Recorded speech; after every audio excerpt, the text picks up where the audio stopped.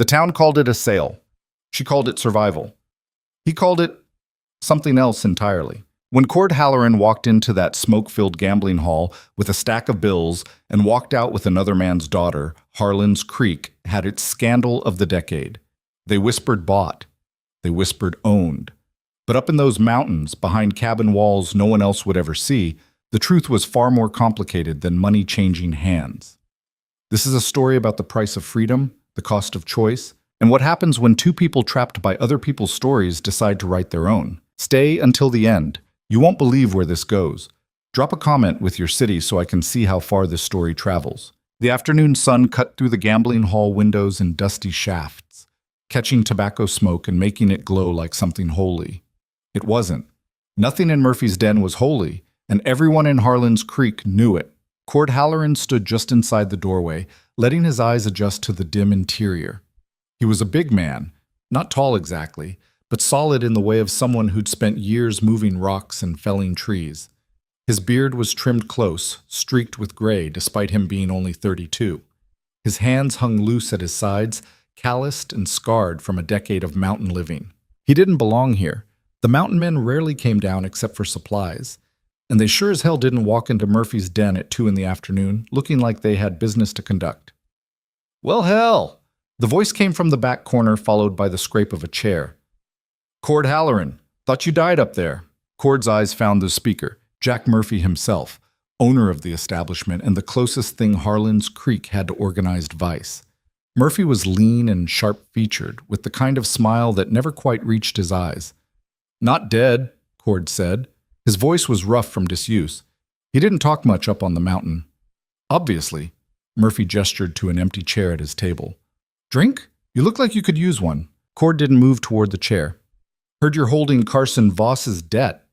The smile on Murphy's face shifted into something more calculated. 3 other men sat at the table, regulars by the look of them. They'd gone quiet, sensing drama. "Might be," Murphy said. "Why's that your concern?" "How much?" Murphy leaned back in his chair, making it creak. "Now that's an interesting question. Carson owes me $430, plus interest. Call it $500 even." He paused. "But I don't think you came down from your mountain to settle another man's gambling debt out of the goodness of your heart." "I didn't." Cord reached into his coat and pulled out a leather pouch. It landed on the table with a heavy thunk. "That's $500. Debt's cleared." Murphy didn't touch the pouch. "And what exactly are you buying, Cord?" "Not buying anything. Settling a debt." "Horse shit." Murphy's smile was gone now. "Carson's got nothing worth $500 except that land, and you've got your own. So what is it?" Cord's jaw worked for a moment. This was the part he'd been dreading. "The girl." The room went dead silent. Murphy's eyebrows climbed toward his hairline. "Elira?" "That's the one." One of the men at the table let out a low whistle. Murphy held up a hand for silence, his eyes never leaving Cord's face. "Let me make sure I understand this correctly," Murphy said slowly.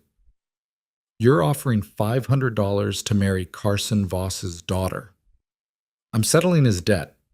What arrangement we come to is between me and Carson." "Uh-huh." Murphy picked up the pouch, testing its weight. "And Carson agreed to this?" "We talked." "I bet you did." Murphy opened the pouch and dumped a handful of coins onto the table, gold eagles mostly, legitimate currency. He looked back up at Cord with something like respect. "You know what the town's going to say, don't you?" "Don't care what they say." "The hell you don't." Murphy counted out 25 coins, then started on another stack. "They're going to say you bought her. Going to say poor Elira Voss got sold like a horse to settle her daddy's debts. Going to say—" "I know what they'll say." Murphy finished counting and pushed the pouch back across the table. $500 exactly. "All right, Cord.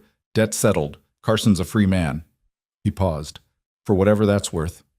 Cord took the pouch and turned to leave. "One more thing," Murphy called after him. "She know about this arrangement?" Cord stopped but didn't turn around. "She will." "That's not what I asked." But Cord was already gone, the door swinging shut behind him with a sound like a period on a sentence that couldn't be taken back. The news spread through Harlan's Creek like wildfire through dry brush. By the time Cord reached the Voss house on the edge of town, half the population seemed to know about the transaction. Curtains twitched as he passed. Women stood in doorways, whispering behind their hands. A group of men outside the mercantile stopped talking and just stared. Cord ignored them all. He'd expected this. Hell, he'd known it would be worse than this before the week was out. The Voss house was small, weathered, and leaning slightly to the left. The porch sagged in the middle. A broken window had been covered with oilcloth that flapped in the wind. Carson Voss had never been good at maintenance or much of anything else except gambling and drinking. Cord knocked. The door opened immediately, like Carson had been waiting right there. Halloran. Carson was a small man, thin and nervous-looking. His eyes were bloodshot, his hands shaky. "You got the money? Debt's settled. Murphy has it." Carson's whole body sagged with relief. Thank Christ. I thought they were going to kill me, you know. Murphy's boys, they were going to... Where is she? Carson blinked. What? Your daughter, where is she? Oh, right, she's... Elira. He turned and shouted into the dim interior of the house. Get out here.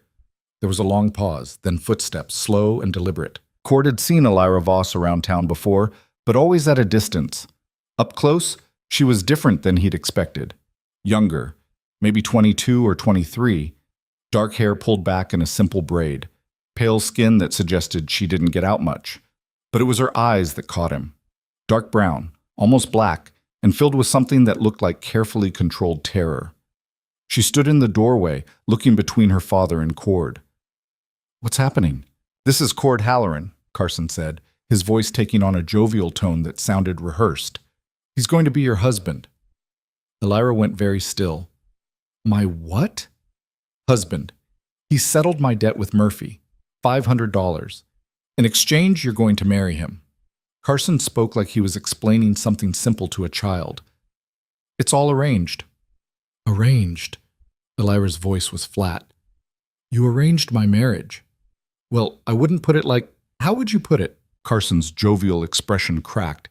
Don't take that tone with me. This is the best option. You think I wanted this?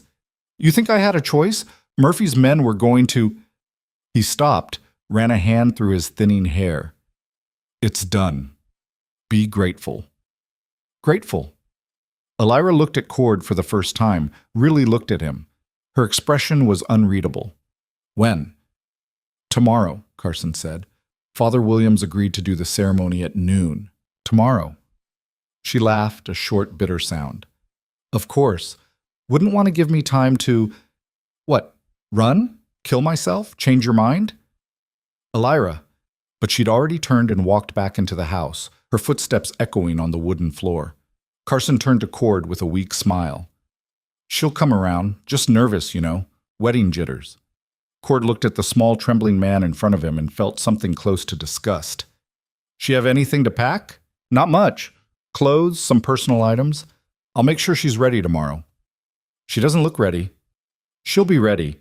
Carson's voice had an edge to it now. She doesn't exactly have a choice, does she?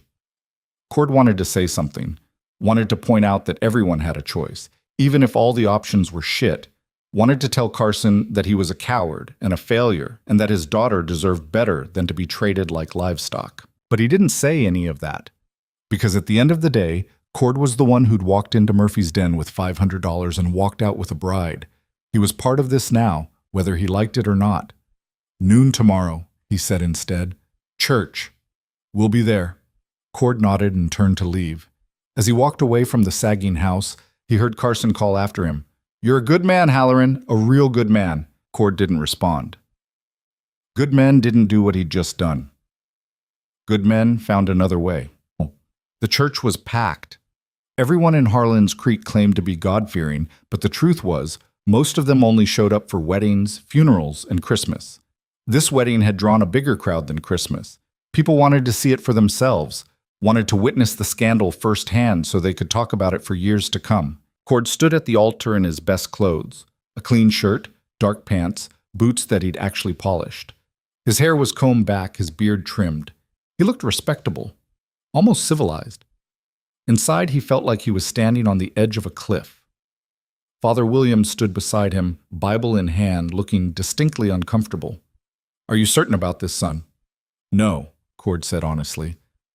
That's not reassuring. Wasn't meant to be. The church doors opened. The crowd went silent.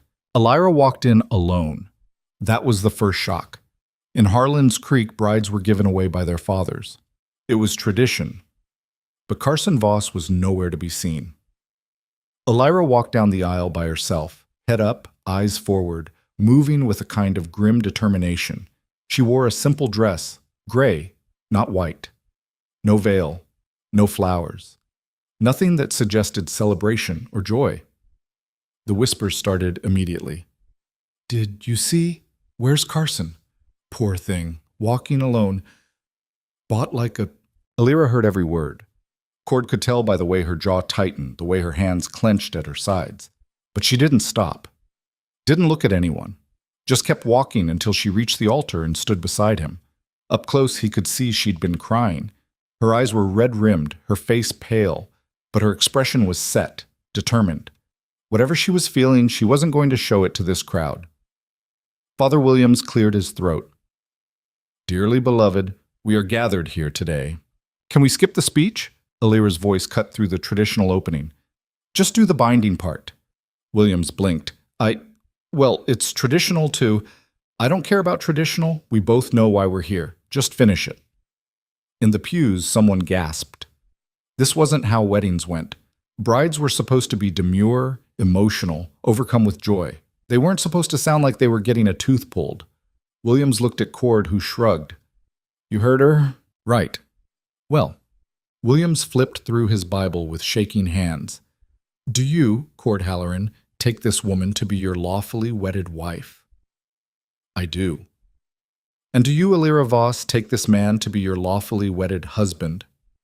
Elira was silent for a long moment, long enough that people started shifting in their seats, long enough that Cord wondered if she was going to bolt. Then, "I do. By the power vested in me, I now pronounce you husband and wife. You may kiss the..." "No." Elira stepped back. "We're done. That's it."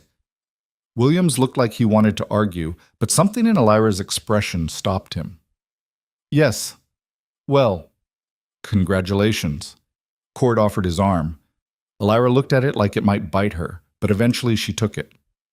They walked back down the aisle together, Elira's hand barely touching his sleeve, the crowd staring in stunned silence. Outside, the afternoon sun was bright and harsh. Cord's horse was tied to the post, saddled and ready. He'd brought the wagon too, parked nearby. Elira's few belongings were already loaded in the back. "Where's your father?" Cord asked. "Gone." Elira's voice was hollow. "Took the money you gave him and left this morning. Didn't even stay for the wedding." "The money was for Murphy. You think Murphy got all of it?" She laughed bitterly. "Carson's been skimming since you made the deal. Probably took $200 for himself. More than enough to get far away from his debts and his daughter." Cord felt something cold settle in his chest. "I didn't know." "Why would you?" Elira pulled her hand away from his arm. "You got what you wanted. A wife. Doesn't matter how." "That's not what I..." "Save it." She climbed into the wagon without his help. "Can we just go? I can't stand them staring anymore." Cord looked back at the church. The crowd had spilled out onto the steps, watching, judging, creating a story that would be told and retold until it bore no resemblance to the truth. He climbed up beside Elira and took the reins. "It's a 6-hour ride. We'll need to..." "I don't care. Just drive." So he did. They rode in silence for the first hour, the wagon rattling over the rough road that led up into the mountains.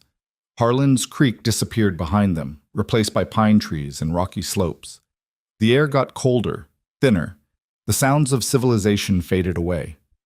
Elira sat rigid beside him, staring straight ahead. She hadn't said a word since they left town. Finally, Cord couldn't take it anymore. "You should eat something. There's bread and cheese in the pack behind you." "Not hungry." "You need to eat anyway. It's a long ride." "I said I'm not hungry." Cord ground his teeth together. "Fine." Another mile passed. "How far is it?" Elira asked. "Another 5 hours, maybe more, depending on weather." 5 hours. She closed her eyes. "And then what?" "Then we're home."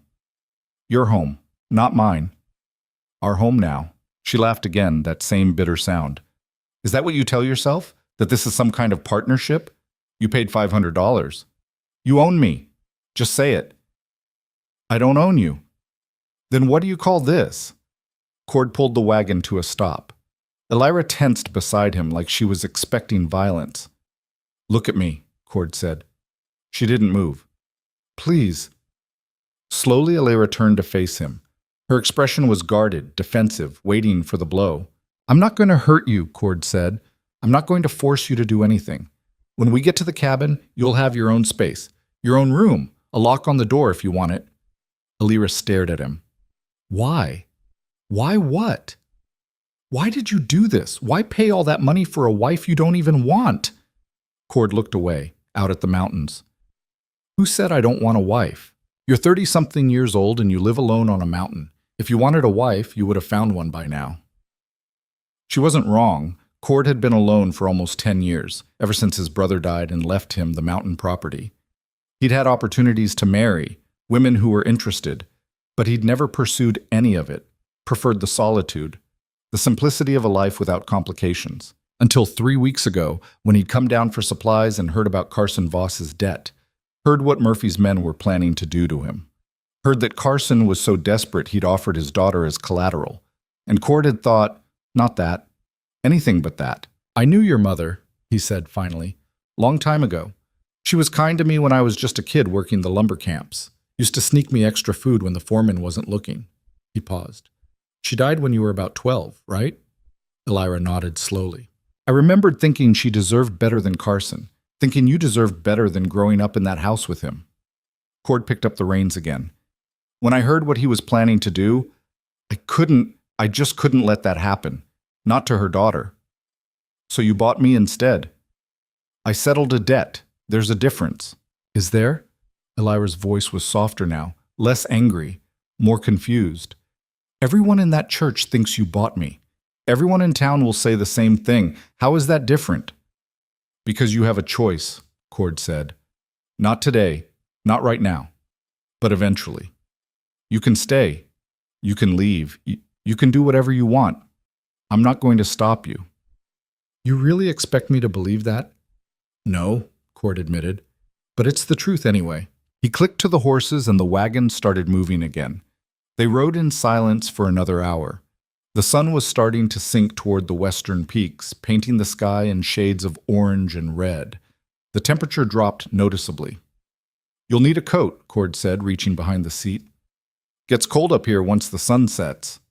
He pulled out a heavy wool coat and held it out to her. Elira looked at it for a long moment before taking it. Thank you, she said quietly. You're welcome. She put the coat on. It was too big, swallowing her small frame, but it was warm. She pulled it tight around herself. I'm still afraid of you, she said. Just so you know. I know. I don't trust you. I know that too. But I don't have anywhere else to go, so I guess we're stuck with each other. Cord nodded. I guess we are. The cabin appeared as the last light was fading from the sky. A solid structure built into the side of the mountain, smoke rising from the chimney. Cord had made good time. They'd be inside and warm before full dark. He pulled the wagon up next to the cabin and set the brake. Elira sat perfectly still, staring at the building that was supposed to be her new home.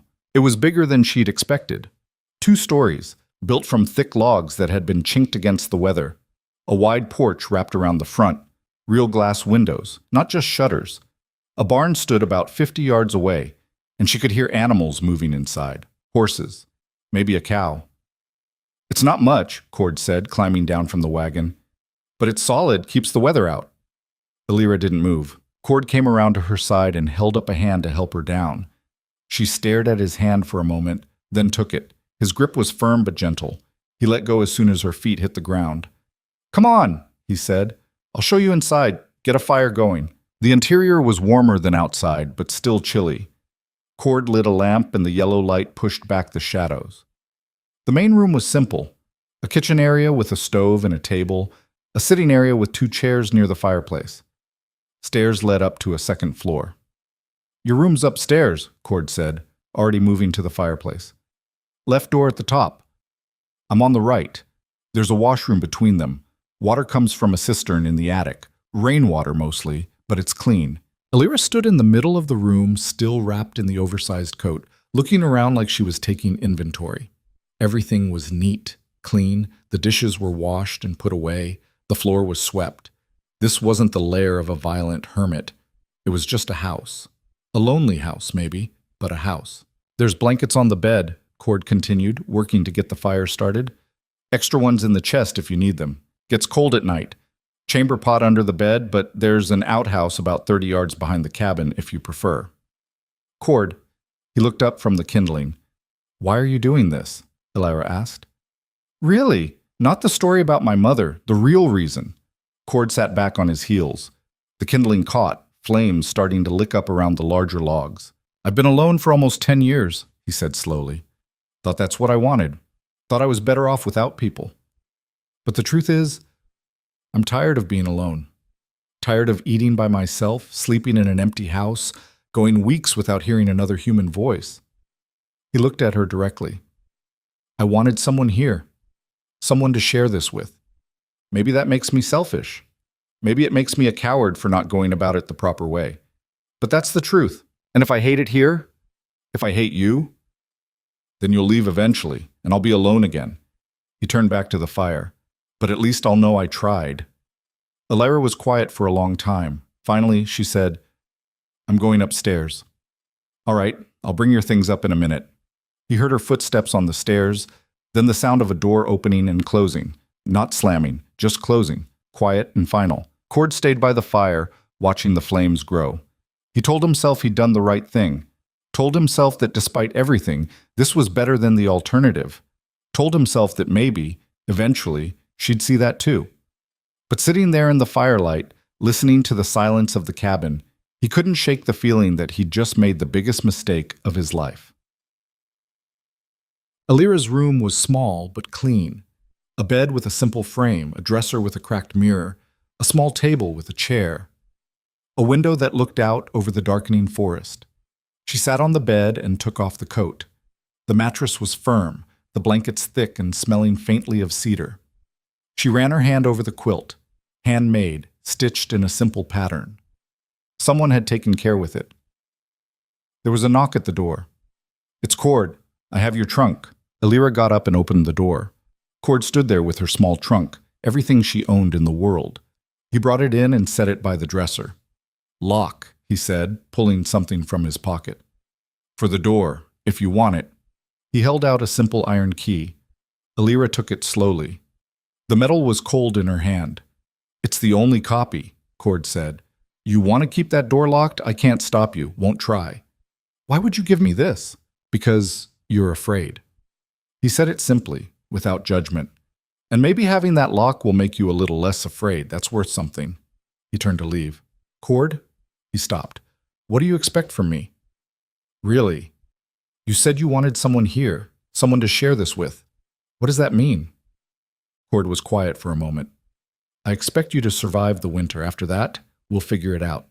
He closed the door behind him. Alira stood there holding the key, listening to his footsteps go down the stairs. Then she turned and locked the door. The click of the lock sliding into place was the first sound of control she'd had in 3 days. She leaned against the door and closed her eyes. Tomorrow, she'd figure out what came next. Tomorrow, she'd start planning her escape, or her survival, or whatever this was going to become. But tonight, she was just going to sleep. In a locked room. In a house on a mountain. Married to a man she didn't know and didn't trust. It could be worse, she told herself. It could always be worse.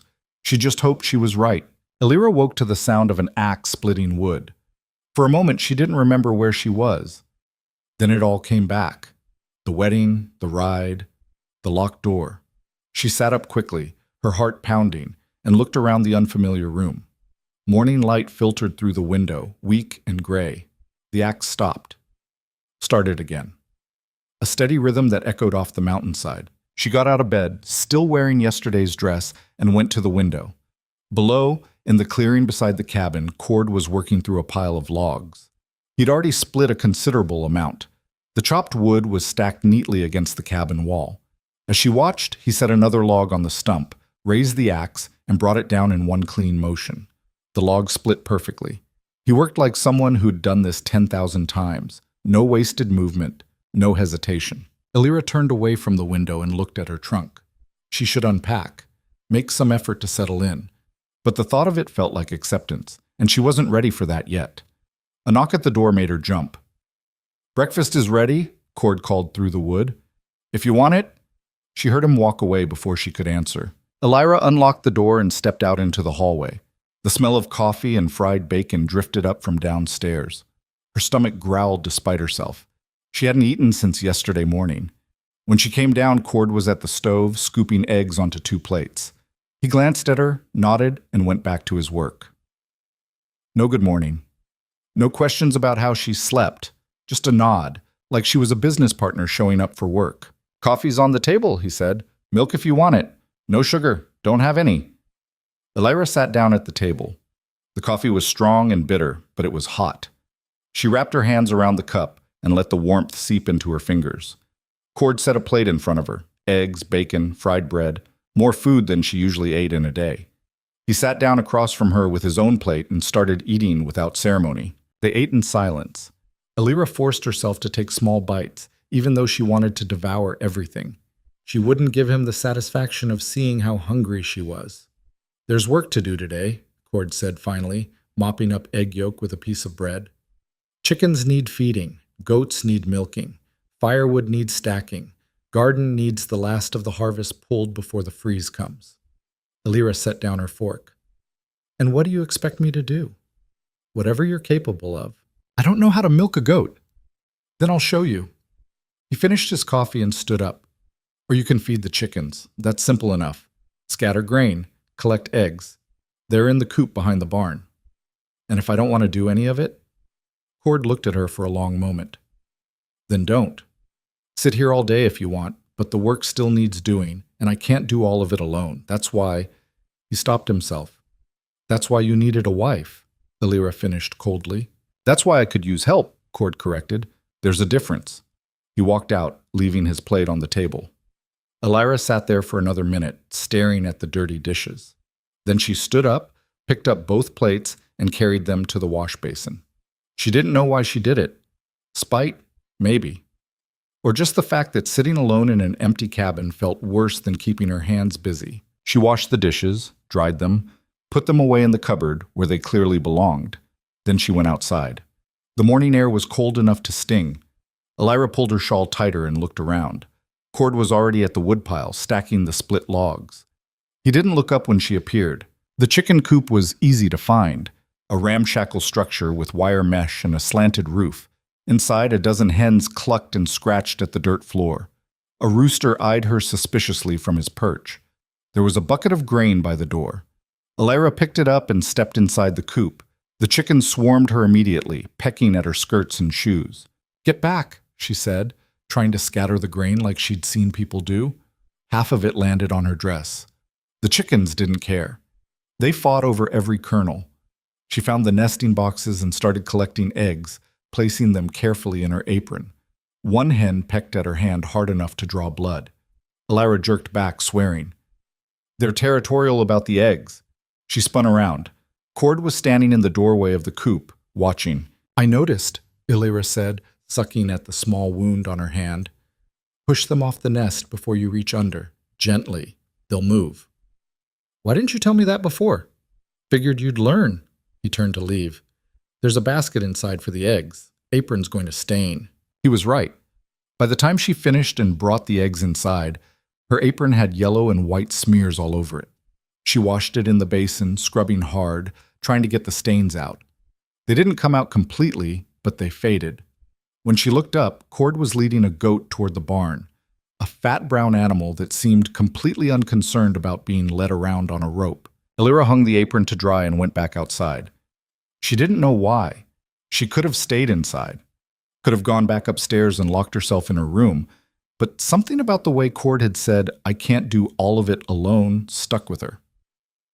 Inside the barn, Cord had the goat on a small platform, a bucket positioned underneath. He was already milking, his hands moving in a steady rhythm. Milk hissed into the bucket in white streams. "You wanted to learn?" he asked without looking up. I didn't say that. You're here, aren't you? Elira came closer, watching his hands. How do you do it? Thumb and forefinger at the top. Squeeze down. Not too hard or you'll hurt her. Not too soft or nothing comes out. He demonstrated, slower this time. Like that. Seems simple enough. It is, until you try it. He stood up and gestured to the stool. Your turn. Elira hesitated. Then she sat down and reached for the goat's udder. The animal shifted, making a noise that sounded like complaint. She doesn't like me. She doesn't know you. Just talk to her. Goats like voices. Talk to her about what? Anything. They don't care. Elira tried to milk. Nothing happened. She adjusted her grip, tried again. A few drops came out. Harder, Cord said. She squeezed harder. The goat kicked, nearly knocking over the bucket. Not that hard. You said harder. Harder than you were doing. Not hard enough to hurt her. Elira tried again. This time, milk came out in a thin stream. It felt strange, the warmth of the animal, the mechanical process of it. But it worked. There, Cord said. Keep that rhythm. She milked until her hands cramped and the bucket was half full.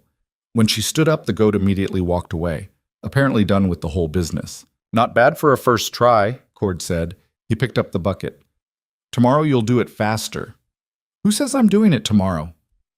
Someone has to. Goats need milking every day, same time or they get sick. He walked out of the barn with the milk. Elira stood there looking at her hands. They smelled like goat and barn and animal musk. She wiped them on her already ruined apron and followed him out. The rest of the day passed in a blur of work. Cord showed her where the garden was, a large plot behind the cabin with the last of the season's vegetables still clinging to life. They pulled carrots, potatoes, turnips. Everything went into baskets and then into the root cellar, a dark, cool space dug into the hillside. Elira's back ached. Her hands were filthy. Her dress was covered in dirt and chicken mess and vegetable stains. She looked like she'd been dragged through a farmyard, which she supposed she had been. That night, Cord made dinner. Roasted chicken, potatoes, the carrots they'd just pulled. It was simple food, but well cooked. He ate like he worked, efficiently and without comment. Your mother taught you to cook? Elira asked, surprising herself. Cord looked up. No, my brother. After our parents died, he raised me. Taught me everything I know about surviving up here. Where is he now? Dead 10 years ago. Logging accident. I'm sorry. Cord shrugged. Long time ago. They finished eating. Elira stood up to clear the dishes, then stopped. Why are you being decent to me? What? You could be cruel. You could force me to work. Could force me to do anything, but you're not. Why? Cord pushed his chair back from the table. What would be the point? You're already here. Already doing the work. Being cruel wouldn't change anything except making us both miserable. So this is just practical. Call it whatever you want. He stood up. I'm going to check the animals one more time before bed. Lock your door if you want. He went out into the darkness, leaving Elira alone with the dirty dishes and her thoughts. She washed the dishes again. It was becoming a pattern. Then she went upstairs, locked her door, and lay down on the bed fully clothed. Outside, she could hear the wind picking up, rattling the shutters. The temperature was dropping. Winter was coming to the mountains, and she was stuck here until spring at the earliest. She fell asleep thinking about escape routes and survival, and whether she had the strength to walk back to Harlan's Creek in the snow. The days began to blur together after that. Wake up, breakfast, chores, lunch, more chores, dinner, sleep. The routine was numbing in its repetition, but Elira found herself falling into it anyway. What else was there to do? She learned to milk the goats without getting kicked, learned to collect eggs without getting pecked bloody, learned which vegetables stored best, and how to pack them in the root cellar so they wouldn't rot over the winter. Cord taught her without fanfare. He'd show her something once, maybe twice, if it was complicated, and then expect her to remember. If she made a mistake, he'd correct it without criticism. If she did something right, he didn't praise her. He just moved on to the next task. It should have been insufferable, but somehow it wasn't. There was a strange comfort in his lack of expectations. He didn't treat her like a wife exactly, more like a partner, someone who shared the burden of keeping them both alive. 2 weeks after the wedding, the first snow came. Elira woke to silence, the kind of deep quiet that only comes with snow. She went to the window and saw the world transformed. Everything was white. The trees, the clearing, the path down the mountain, all of it buried under at least 6 inches of fresh powder. Downstairs, Cord was already up, stoking the fire. "Storm came in last night," he said when she appeared. "We'll need to clear a path to the barn, check on the animals, make sure nothing's leaking." "How long will it last?" "Snow's probably done, but the cold's just starting. We'll have snow on the ground until March, maybe April." 6 months. Elira felt something tighten in her chest. 6 months trapped on this mountain with a man she barely knew. "You all right?" Cord asked, looking at her closely. "Fine." "You don't look fine." "I said I'm fine." He studied her for another moment, then nodded. "All right, get some breakfast. We'll tackle the path after." Clearing the path was brutal work. The snow was heavy and wet, and Elira's arms burned after the first 10 minutes. But Cord worked beside her, shoveling just as hard, and somehow that made it bearable. They didn't talk, just worked, side by side, until there was a clear path from the cabin to the barn and the chicken coop. The animals were fine. Cold, but fine. Cord had built the structures well. No leaks, no drafts strong enough to threaten them. Elira milked the goats while Cord mucked out the stalls, and then they headed back to the cabin. Inside, Elira's clothes were soaked through. She was shivering so hard her teeth chattered. "Go change," Cord said. "I'll make something hot." Upstairs, Elira peeled off her wet things and put on dry clothes, one of the few dresses she owned that wasn't already ruined by farm work. When she came back down, Cord had made tea and was heating soup. "Drink," he said, handing her a cup of tea. She did. The warmth spread through her body, loosening the tight knots in her muscles. "First winter in the mountains?" Cord asked. "First winter anywhere this cold." "You'll get used to it. Takes time, but you will." "What if I don't want to get used to it?" Cord looked at her over the rim of his own cup. "Then you'll be miserable for 6 months. Your choice." She wanted to throw the tea in his face, wanted to scream that none of this was her choice, but she didn't, because the truth was, he was right. She could fight it, or she could adapt. Those were the only options. "I hate you," she said instead. Cord nodded. "I know. Does that bother you? Should it? Most men would want their wives to at least pretend affection. I'm not most men." He poured the soup into bowls. "And you're a terrible liar. If you tried to pretend, I'd know." Despite herself, Elira almost smiled. "You're very confident about that." "I've spent 10 years reading animal behavior. People aren't that different." "I'm not an animal." "Didn't say you were, but you do this thing with your jaw when you're angry. Tighten it just a bit. And your hands, you clench them when you're scared." He set a bowl of soup in front of her.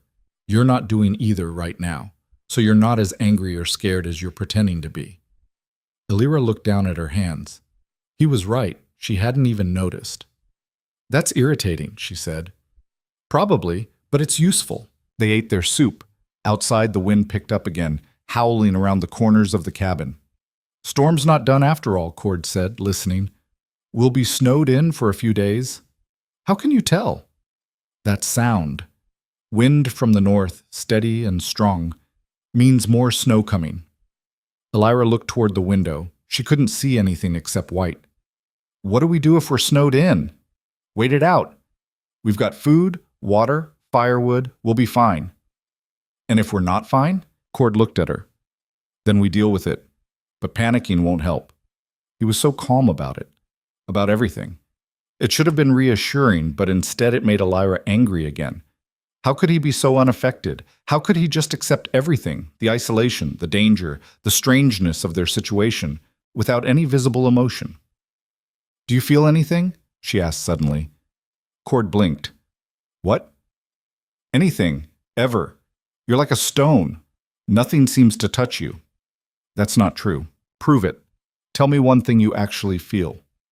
Cord set down his spoon. He looked at her for a long moment, and Elira saw something flicker in his eyes, something that looked almost like pain. "I feel alone," he said quietly, "even with you here. Maybe especially with you here, because you make it clear every day that you'd rather be anywhere else." He stood up. "That answer your question?" He walked away before she could respond, disappearing into the back room where he kept his tools. Elira sat at the table, staring at her half-finished soup. She'd wanted to provoke him, wanted to see some crack in his armor. But now that she felt strange about it, guilty, almost. The snow kept falling. By evening, it was past the windowsills. The cabin felt smaller, more isolated. Elira helped Cord with the evening chores, feeding the fire, checking the water supply, making sure the shutters were secure. They worked in silence, but it was a different kind of silence than before. Heavier. That night, Elira lay in bed listening to the wind. The cabin creaked and groaned around her. She thought about what Cord had said, that he felt alone even with her there. She thought about the lock on her door, about the walls she'd built between them, about the way she flinched away from any kindness he showed. She told herself it was self-preservation, that trusting him would be stupid, that keeping her distance was the only smart choice. But lying there in the dark, she wondered if maybe she was just making them both miserable for no reason. She didn't unlock the door that night, but she thought about it. The storm lasted 3 days. By the time it cleared, there was nearly 2 feet of snow on the ground. The world outside was pristine and silent and brutally cold. Cord spent most of the first clear day digging out the path again and making sure the animals had survived. They had, though the chickens were angry about being cooped up and showed it by refusing to lay eggs for 2 days. Elira found herself watching Cord more during those days. The way he moved through the snow, efficient and sure-footed. The way he talked to the animals, his voice gentle in a way it never was with her. The way he'd sit by the fire in the evening, reading one of his few books, his face relaxed in a way it wasn't during the day. He wasn't handsome, exactly. His face was too weathered, too scarred. But there was something about him that she was starting to understand. A kind of competence. A solidness, like he was exactly what he appeared to be, with no hidden cruelty waiting to emerge. It didn't make her trust him, but it made her less afraid. One evening, about a month after the wedding, Elira came downstairs to find Cord at the table with a piece of paper and a pencil, drawing something. "What's that?" she asked. He looked up, surprised. She didn't usually initiate conversation. "Design for a new chicken coop. Current one won't last another winter. Needs rebuilding." Elira came closer, looking at the drawing. It was surprisingly detailed. Measurements, angles, notes about materials. "You do this yourself, the building?" "Most of it. Sometimes I hire help from town for the big projects. But I can handle a chicken coop." "When?" "Spring. Can't build in this weather." Elira studied the drawing. "You could make it bigger. Add a run so they can go outside even in winter." Cord looked at her, then at the drawing. "That's not a bad idea?" "I have those sometimes. Ideas." A small smile tugged at the corner of his mouth. "I'm starting to notice." It was the first time she'd seen him smile. Really smile, not just a polite acknowledgement. It changed his face, made him look younger, almost boyish. Elira sat down at the table. "Show me what you're planning." So he did. They spent the next hour going over the design, Elira pointing out potential improvements, Cord listening and sometimes incorporating her suggestions. It was the longest conversation they'd had that wasn't about immediate chores or survival. When Elira finally went upstairs, she realized she'd almost enjoyed it. That night, she didn't lock her door right away. She stood there with the key in her hand, thinking. Then she locked it anyway, but slower, more out of habit than fear. Winter deepened. The days were short and brutally cold. The work never stopped. Animals to tend, snow to clear, firewood to split, food to prepare. But Elira found herself settling into it. The rhythm became familiar, comfortable even. She and Cord developed a pattern. They'd work together in the mornings, separate in the afternoons, come together again for dinner. They didn't talk much, but the silences weren't as tense anymore. Sometimes they were almost companionable. Elira started cooking some of the meals. At first, just simple things, bread, soup, but Cord ate everything she made without complaint, and gradually she became more ambitious. She found an old cookbook in one of the cabin's drawers and started trying recipes. Some of them were disasters, but some were good. Cord always ate them either way, but she could tell which ones he actually liked by the way he'd go back for seconds. She stopped wearing the lock key around her neck, started leaving it in the drawer of her dresser instead. The door was still locked every night, but it felt different, less like a fortress and more like privacy. 2 months after the wedding, Elira woke in the middle of the night to a strange sound. It took her a moment to place it, Something outside, moving through the snow. Something big. She got out of bed and crept to the window. In the moonlight reflecting off the snow, she could see a dark shape near the barn, too big to be a wolf, too bulky. Bear. Her heart started pounding. She'd heard stories about bears, how they could tear through barn walls, kill livestock, attack people if cornered. She ran to Cord's door and knocked. "Cord, wake up." The door opened immediately. He was already half-dressed, alert. "What's wrong?" "There's a bear, by the barn." Cord swore and grabbed his rifle from beside the door. "Stay inside." "What are you going to do?" "Scare it off. Lock the door behind me." He was down the stairs and out the door before she could argue. Elira watched from the window as he approached the barn, the rifle held ready. The bear looked up, massive and unconcerned. Cord fired a shot into the air. The sound cracked across the mountain, echoing. The bear startled, then lumbered away into the trees with surprising speed for something so large. Cord stood there for a long time, making sure it was really gone. Then he checked the barn, making sure the animals were all right. Finally, he came back inside. Elira was waiting by the door. "Is it gone?" she asked.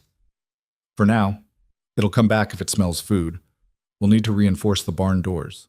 "Are the animals all right?" "Scared, but fine." He set the rifle down and looked at her. "You should go back to bed." But Elira didn't move. "You could have been killed." "Bear probably would have run anyway. They don't usually attack unless they're starving or protecting cubs." "Probably, but not definitely." Cord shrugged. "That's life up here. Dangerous sometimes. And you do it alone for 10 years. Did it alone, not anymore." Something in the way he said it made Elira's chest feel tight. She'd been thinking of herself as trapped here, forced into this life. But Cord had chosen it, had chosen this isolation, this danger, this loneliness. And then he'd chosen her. Chosen to not be alone anymore, even if it meant bringing someone who hated him into his home. "I don't hate you," she said quietly. Cord looked at her, surprised. "What? I told you I hated you. I was wrong. I don't hate you." She wrapped her arms around herself. "I don't know what I feel, but it's not hate. All right? That's it? Just all right? What do you want me to say?" "I don't know. Something more than all right." Cord was quiet for a moment. Then, "I'm glad you don't hate me. It makes this easier." "This? Being here together, living together, whatever this is." Elira nodded slowly. "Yeah, it does." They stood there in the dim cabin, the fire burning low, both of them in their night clothes. It should have been awkward, but it wasn't. "Go to bed," Cord said finally. "We'll deal with the barn in the morning." Elira went upstairs, but this time she didn't lock the door. She told herself it was just because she was tired, because it didn't matter anymore, because she was starting to realize that whatever Cord was, he wasn't a threat. But the truth was simpler than that. She was starting to feel safe. Spring came late to the mountains that year. By the time the snow finally started to melt in earnest, it was already late April. Elira had been at the cabin for 6 months. She woke one morning to the sound of water dripping from the roof, a sound she'd almost forgotten existed. When she looked out the window, she could see patches of brown earth emerging from the white, like the mountain was shedding its winter skin. Downstairs, Cord was already making breakfast. He'd been up since before dawn, as usual. "Snow's melting," Elira said, pouring herself coffee. "About time. We're running low on storage food. Another month and we'd have been eating nothing but potatoes and dried beans. We could make a trip to town soon, get supplies." Cord looked at her. "You want to go to town?" Elira realized what she'd said. Town meant facing all those people who'd watched her walk down the aisle alone. Meant hearing the whispers, seeing the judgment in their eyes. "I didn't say I wanted to. I said we could." "We don't have to. I can go alone if you'd rather stay here." Part of her wanted to take that offer, hide up here on the mountain where no one could see her. But another part, a newer, stronger part, bristled at the idea. "No," she said. "I'll come." They made the trip 2 weeks later, once the roads were clear enough for the wagon. Elira dressed carefully that morning, choosing her least worn dress, braiding her hair neatly. She told herself it didn't matter what the town thought, but her hands shook as she fastened her boots. Cord noticed. He always noticed. "You don't have to prove anything to them," he said. "I'm not trying to prove anything." "Liar." She glared at him. "I'm not lying." Your jaw's doing that thing again. Alira touched her jaw self-consciously. I hate that you can read me like that. I know. You've mentioned it. He picked up the supply list they'd made. Ready? No, she thought, but she nodded anyway. The ride down the mountain felt longer than she remembered. Every mile brought them closer to Harlan's Creek, closer to the life she'd left behind. Alira's stomach churned. If it gets too bad, we leave, Cord said. Just say the word. I'm fine. You're gripping the seat hard enough to leave marks. She loosened her hands. I said I'm fine. They rode in silence for another hour. Then Harlan's Creek appeared in the valley below, small, familiar, and suddenly terrifying. The stairs started the moment they drove into town. People stopped what they were doing to watch. Women clutched their shawls and leaned together, whispering. Men stood in doorways, arms crossed, expressions unreadable. Cord pulled the wagon up in front of the general store and set the brake. I'll handle the supplies. You can wait here if you want. No? Alira climbed down before she could change her mind. I'm coming in. The general store went quiet when they walked through the door. Mrs. Patterson, the owner's wife, was behind the counter. Her eyes widened when she saw Alira. Mrs. Halloran, she said, her voice carefully neutral. We weren't expecting you. The name still felt foreign. Mrs. Halloran, like it belonged to someone else. We need supplies, Cord said, handing over the list. Can you put this together? Mrs. Patterson took the list, scanning it quickly. This is quite a bit. You planning to hide up there another 6 months? Planning to make it through summer, Cord said evenly. How long it takes is my business. Mrs. Patterson's lips thinned. Of course. I'll have it ready in about an hour. We'll wait. As Mrs. Patterson disappeared into the back, 2 women entered the store, Sarah Mitchell and her sister, whose name Alira couldn't remember. They saw Alira and stopped dead. Well, Sarah said, her voice saccharine sweet. Look who decided to show her face. How's married life treating you, dear? Alira felt Cord tense beside her. She put a hand on his arm, a gesture that surprised them both. It's fine, she said to Sarah. Thank you for asking. Really? Living all alone up there with him? No neighbors, no friends? Sarah's eyes gleamed with false concern. Must be terribly lonely. I manage. I'm sure you do. After all, it's not like you had a choice, did you? The implication hung in the air like smoke. Alira felt her face flush, but before she could respond, Cord stepped forward. Careful, he said quietly. You're talking about my wife. Sarah's smile faltered. I didn't mean... Yes, you did. And you can take your gossip and your pity and get the hell out of my sight before I say something I won't regret. Sarah's face went red. She huffed, grabbed her sister's arm, and marched out of the store. Alira stared at Cord. You didn't have to do that. Yeah, I did. I can fight my own battles. I know, but you don't have to fight them alone anymore. Something warm bloomed in Alira's chest. She looked away, uncomfortable with the feeling. Mrs. Patterson emerged with an armful of goods. I'll have the rest ready shortly. There's also a letter here for you, Mr. Halloran. Came last week. She handed Cord an envelope. He opened it, scanned the contents, and his expression went carefully blank. What is it? Alira asked. Nothing, just business. He folded the letter and put it in his pocket. I need to make a stop before we leave. Won't take long. Where? The land office. Alira followed him out of the store, her mind spinning. The land office. What business did he have there? The office was a small building near the center of town. Inside, a clerk sat behind a desk covered in papers and maps. Mr. Halloran, the clerk said, looking up, I was wondering when you'd come by. Got your letter, Cord said, about the northern parcel. Yes, the owner's willing to sell. 60 acres, good timber, water access, asking $400. Alira's breath caught. $400. That was almost everything Cord had paid to settle her father's debt. I'll take it, Cord said. The clerk blinked. You don't want to inspect it first? I know the land. It borders my current property. I'll take it. Very well. I'll draw up the papers. Name for the deed? Cord was quiet for a moment. Then he said, Alira Halloran. Alira's head snapped toward him. What? The deed. Put it in her name. Cord, what are you...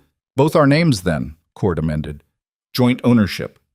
The clerk looked between them, confused. Are you certain, Mr. Halloran? It's quite unusual. I'm certain. Draw up the papers. Outside, Elira grabbed Cord's arm and pulled him aside. What the hell was that? What?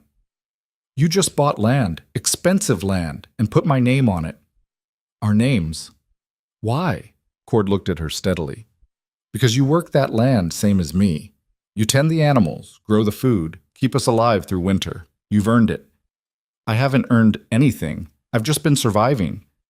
That's more than most people manage up here. He started walking back toward the general store. Besides, if something happens to me, you should have something, security. Elira stood there, stunned. In 6 months, no one had given her anything that couldn't be taken away. Not real ownership, not real power. And here was Cord, casually signing over half of everything he owned like it was nothing. I don't understand you, she called after him. He stopped and turned back. What's to understand? Why you do things like this? Why you give me locks and land and choices when you could just... She struggled to find the words. When you could just take whatever you want. Because taking isn't the same as having. Cord walked back to her. I could force you to stay. Could force you to work, to share my bed, to play the part of a proper wife. But what would be the point? You'd hate me. You'd run first chance you got, and I'd be alone again same as before. So this is still about you not being alone. Partly. But it's also about you deserving better than what your father did to you. Better than being sold like property. He met her eyes. You want to leave someday, that's your choice. But while you're here, you're a partner, not a possession. Elira felt tears prick at her eyes and blinked them back angrily. Stop being decent, it makes this harder. Makes what harder? Keeping my distance, protecting myself. Cord's expression softened. Maybe you don't need to protect yourself from me anymore. Maybe. Elira wiped at her eyes. But I don't know how to stop. Then don't, not yet. But think about it.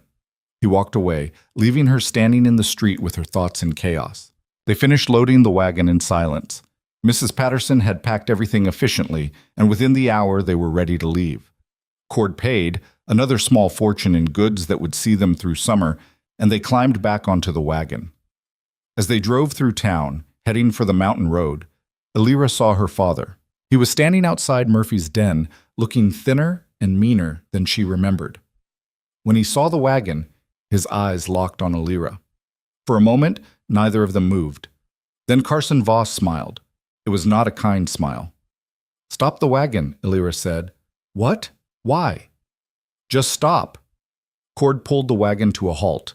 Elira climbed down and walked toward her father. Cord followed, but hung back, letting her take the lead. Elira, Carson said, spreading his arms like they were old friends. My girl, I was hoping I'd see you. Were you? Her voice was flat. Of course. Wanted to make sure you're doing all right up there. Marriage treating you well? You left, Elira said, before the wedding even ended. Took the money and ran. Carson's smile flickered. Had some business to attend to. Couldn't wait around. You took more than $500, didn't you? Cord paid Murphy $500, but you told him $6. Kept the difference for yourself. Carson's face went carefully blank. I don't know what you're talking about.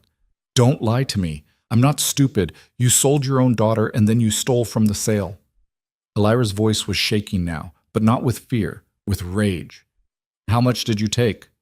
This is none of your business. How much? Carson glanced at Cord, then back at Elira. $200, all right? He had the money, I needed it. What difference does it make? It makes every difference. Elira stepped closer. Everyone in this town thinks I was bought.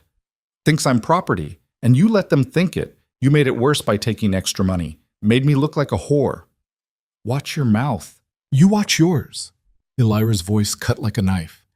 You're the one who gambled away everything we had. You're the one who put me in that position, and then you had the nerve to profit from it. Carson's face was red now. I'm still your father. You owe me respect. I don't owe you anything. You lost that right when you sold me to pay your debts. I didn't sell you. I arranged a marriage with a man I'd never spoken to, for money. That's a sale, Father. Call it whatever you want, but that's what it was. Carson looked at Cord. You going to let her talk to me like this? She's not asking my permission, Cord said calmly. She's your wife. You should control her. She's her own person. I don't control her. Carson laughed bitterly. No wonder she's acting like this. You've let her run wild up there, forgotten her place. Her place, Elira said, her voice dangerous, is wherever the hell she wants it to be. And right now that's far away from you. She turned and walked back to the wagon. Cord followed, and they climbed up together. Elira, Carson called after her, you'll regret this, turning on your own blood. Elira looked back at him one last time. My only regret is that it took me this long. They rode out of town without another word.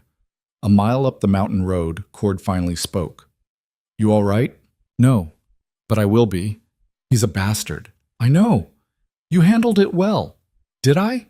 Elira laughed shakily. I feel like I'm going to throw up. That's normal. Confronting someone like that, it takes something out of you. You sound like you've done it before. Once or twice. Cord was quiet for a moment. My father was a drunk. Mean when he drank. My brother finally stood up to him when I was about 12. It didn't go well. What happened? Father took a swing at him, broke his nose, but after that, he never hit either of us again. Knew if he tried, we'd hit back. Elira processed this. Is that why you left? After your brother died? Partly, but mostly because I couldn't stand being around people anymore. Everyone with their opinions and their judgments and their expectations. Up here, none of that matters. It mattered today. Yeah, it did. Cord glanced at her. But you didn't back down. That matters more. They rode in silence for a while longer. The mountain air was cool and clean, smelling of pine and snowmelt. Elira breathed it in, feeling some of the tension leave her shoulders. Thank you, she said finally. For what? For standing up to Sarah, for the land, for not making me go through that alone. You would have managed without me. Maybe, but I'm glad I didn't have to. Cord nodded. Me too. That night, back at the cabin, Elira couldn't sleep. She lay in bed, staring at the ceiling, her mind replaying the confrontation with her father over and over. The look on his face when she'd called him out. The way Cord had stood beside her without trying to take over. The deed to the land was in the drawer of her dresser, along with the keys she no longer used. Joint ownership. Her name next to his, legally binding. She owned something now. Had power. Had a say in what happened to her life. It was terrifying and exhilarating in equal measure. Around midnight, she gave up on sleep and went downstairs. She expected the cabin to be dark, but there was lamplight coming from the main room. Cord was at the table, the same pencil and paper from months ago spread out in front of him. But he wasn't drawing the chicken coop anymore. This was something bigger, more complex. What's that? Elira asked. He looked up, not surprised to see her. A plan. For what? Come see. She came around the table. The drawing showed a building, large, with multiple rooms and what looked like storage areas. It's a supply depot, Cord said. There's no good stopping point between here and the settlements on the other side of the mountain. Travelers have to carry everything they need for a 3-day journey, minimum. But if there was a place halfway through, somewhere they could rest, resupply, maybe stable their horses, it would change everything. Elira studied the drawing. You want to build this? I want us to build it. He pointed to the northern parcel they'd just bought. That land has the best position for it, right on the main pass, water access, enough flat ground for a decent-sized structure. We could start small, just a basic shelter and some supply sales. But eventually, he gestured to the drawing, eventually it could be something real. That would take years. And money we don't have. The land's already ours. I've got savings. And we could start construction this summer, finish by next fall if we hire help. He looked at her. What do you think? Elira's mind was racing. A business. An actual enterprise that would bring people up here, make them relevant, give them income beyond subsistence farming. I think you're crazy, she said, but I also think it might work. Might? Probably will work, if we do it right. She pulled up a chair and sat down. We'd need more than just supplies. Travelers would need hot food, a warm place to sleep, medical supplies in case of injury. I was thinking about that. Cord pointed to another section of the drawing. Kitchen here, sleeping quarters here, storage here. Who would run it when we're not there? We'd be there, that's the point. Make it our primary business, keep the cabin for personal use, but live at the depot during the travel season. Alira looked at him. You've really thought this through. I've had time. Winter's long when you've got nothing to do but think. Why tell me now? Because I needed to know you were staying. The words hung in the air between them. You bought that land to test me, Alira said slowly, to see what I'd do with real ownership, partly, but also because you deserved it. Cord set down his pencil. I meant what I said earlier. You're a partner. If we're going to do this, build something that lasts, I need to know you want it too, not just because you're trapped here, but because you choose to be here. Alira thought about the past 6 months. The work, the isolation, the slow building of something that felt almost like trust. She thought about how she'd stopped locking her door, how she'd stood up to her father with Cord beside her, how she'd started thinking of the cabin as home instead of prison. I'm still afraid sometimes, she admitted. Still not sure this is real, that you won't change into something else when I'm not looking. I know, but I'm also... She struggled to find the words. I'm also starting to want this, want to build something, want to prove to everyone in that town that I'm more than what they think I am. Cord nodded. Then let's prove it. They spent the rest of the night at that table, refining the plan. Alira had ideas Cord hadn't considered, about layout, about services, about how to make travelers actually want to stop instead of pushing through. Cord had the practical knowledge, about construction, about costs, about what the mountain weather would and wouldn't allow. By the time the sun came up, they had something that looked almost real, a business plan, a timeline, a shared goal. We should name it, Alira said, looking at the final drawing. Name it what? She thought for a moment, then, Wren and Hale. Wren and Hale? My name first, your name second, equal partnership. Cord looked at her, and for the first time since she'd known him, he smiled fully, openly. Wren and Hale, I like it. Good, because I'm not changing it. They shook hands across the table, sealing the agreement. It felt formal and strange and perfect. Outside, the sun was rising over the mountains, painting everything in shades of gold and pink. It was going to be a beautiful day. The kind of day that made you believe anything was possible. Alira believed it. Maybe for the first time in her life, she actually believed that the future could be something she built instead of something that happened to her. And standing there with Cord, looking at their plans spread out on the table, she realized she wasn't afraid anymore. She was ready. Construction on Wren and Hale began in early June, when the ground finally thawed enough to dig proper foundations. Cord hired 4 men from Harlan's Creek, laborers who needed the work and didn't ask too many questions. They arrived at dawn every day, worked until dusk, and left without much conversation. Alira worked alongside them. At first, the men didn't know what to make of her. A woman on a construction site was unusual enough.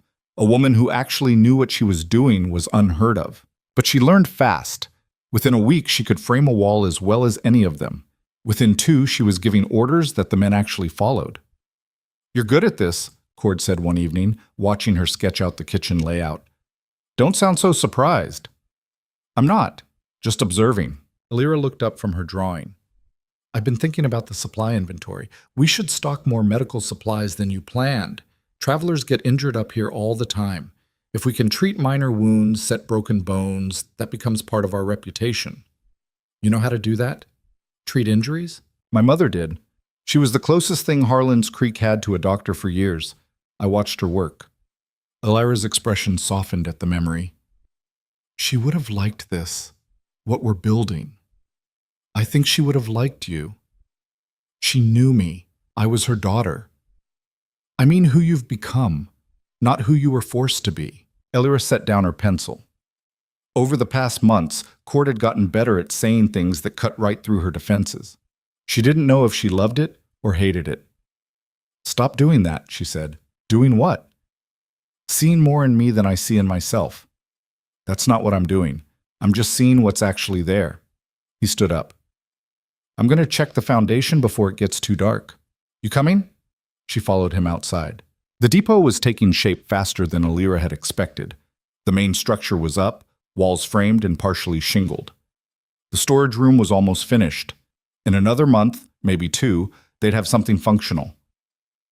Standing there looking at it, Elira felt a swell of pride that caught her off guard.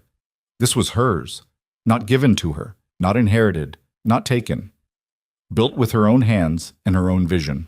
"We should go to town next week," Cord said, breaking into her thoughts. "Let people know we're opening. Start spreading the word to travelers." Elira's stomach clenched. "Do we have to?" "Eventually people need to know we exist. Can't run a business in secret." "I know, I just—" She stopped. "They're going to talk, say things. Let them. Easy for you to say." Cord looked at her. "You stood up to your father. You can handle some gossip." That was different. He deserved it. "And they don't?" Elira thought about Sarah Mitchell and her sister, about Mrs. Patterson's careful neutrality, about all the people who'd stared and whispered and made assumptions. "Maybe they do," she admitted. They made the trip the following Tuesday. This time, Elira didn't shake in the wagon. She'd dressed practically, work clothes, boots, hair tied back, and she carried herself differently, like someone who had somewhere to be and things to do. The town reacted the same way it had before. Stares, whispers, judgment. But this time, Elira didn't care as much. They posted notices at the general store, the saloon, and the land office. Simple announcements. Wren & Hale Supply Depot, opening July 15th, halfway point on the Northern Pass. Supplies, hot meals, lodging. Mrs. Patterson read the notice with raised eyebrows. "You're opening a business?" "We are," Elira said. "Both of you?" "My name's first on the deed, yes, both of us." Mrs. Patterson's expression shifted into something that might have been respect. "Well, that's ambitious." "It's necessary. Travelers need a stopping point. We're providing one." "And you think people will come, all the way up there?" "They already go past there. We're just giving them a reason to stop." Elira met the older woman's eyes steadily. "We'd appreciate you spreading the word. Tell anyone who's planning to travel north." Mrs. Patterson nodded slowly. "I'll do that." Outside, Cord was talking to a group of men near the saloon. Elira recognized one of them, Thomas Wright, who ran freight between towns. Cord was showing him a map, pointing out the location of the depot. "That's smart positioning," Wright was saying. "I've lost 2 horses on that pass in the last year. Having a place to rest them halfway through would be worth the stop." "We'll have feed and stabling," Cord said, "plus hot food and a warm place to sleep if the weather turns." Wright nodded. "I'll spread the word. Other freighters will want to know." As they talked, Elira noticed a woman standing apart from the group. She was young, maybe Elira's age, with a bruise on her cheek that looked fresh. She was watching Elira with an intensity that was almost unsettling. Elira walked over. "Can I help you with something?" The woman startled. Sorry, I didn't mean to stare." "It's all right. Everyone stares." "That's not why I—" The woman stopped, struggling with something. "My name is Anne Cordell. I heard what you said to your father last month outside Murphy's Den." Elira went very still. "You were there?" "I was across the street. I heard everything."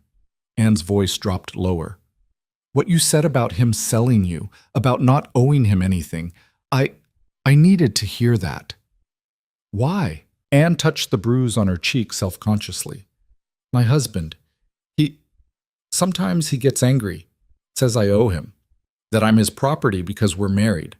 She looked at Elira directly. "But you're married too, and your husband doesn't treat you like property. I've been watching you two, the way he talks to you like you're equals." Elira glanced back at Cord, who was still deep in conversation with Wright. "It wasn't always like this." "But it is now. That is what matters." Anne's hands twisted in her skirt. "How did you do it? How did you make him see you as more than just a wife?" "I didn't make him do anything. He chose to. From the beginning." Elira thought about the lock on her door, the deed with her name on it. "He gave me choices instead of orders, space instead of control." "And if he hadn't? If he'd been like my husband?" Elira looked at the bruise on Anne's face and felt something fierce rise up in her chest. "Then I would have left, or made him leave, but I wouldn't have stayed and accepted it." "That's easy to say when you have somewhere to go." "Is it?" Elira thought about the cabin, the depot, the life she was building. 6 months ago, I had nothing. No money, no home, no options. I was sold to pay my father's gambling debts, but I decided I wasn't going to be a victim of that. Wasn't going to let it define me. How? By working. By proving I was worth more than the price paid for me. By building something that was mine. She paused. You could do the same. Anne laughed bitterly. How? I have even less than you did. No skills, no money, nowhere to go. Elira made a decision she hoped she wouldn't regret. We're opening a supply depot. Wren and Hale. We'll need help running it, cooking, cleaning, serving travelers. It's hard work, but it's honest work, and we can offer room and board in addition to pay. Anne's eyes went wide. You're offering me a job? I'm offering you a choice. Same as someone once offered me. Elira pulled out one of the notices and wrote the address on the back. If you decide you want something different than what you have now, come find us.